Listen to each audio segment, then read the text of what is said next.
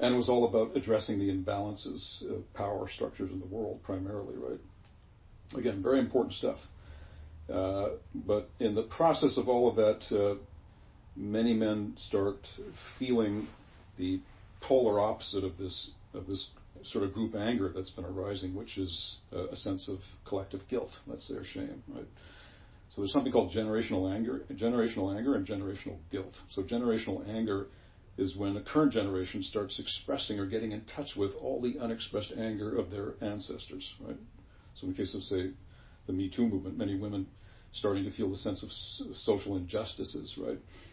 And oppression, which they've been subject to for so many centuries. But it was their ancestors that were more living it. Like 100 years ago, women didn't have the vote, right? So this is all such a recent shift that's been happening.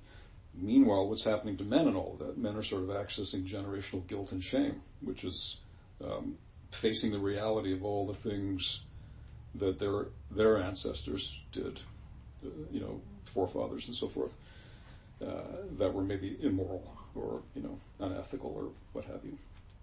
And so people are kind of swimming in these generational feelings without really understanding them that well, because in large part it isn't them, it's something that they've inherited, right?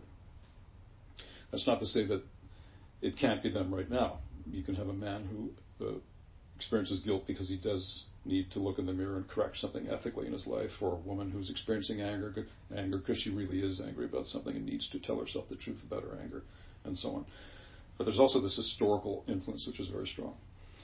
And so many men are in that position, just speaking about men right now, that are in that position of feeling just uneasy about who they are and what they feel and what they think in their lives. And typically men have processed shame by being secretive, right? That's another thing that men's work addresses and aims to reverse, which is this secretive sort of patterning that men have of containing their shame and guilt inside themselves and then having that affect their lives in all kinds of negative ways.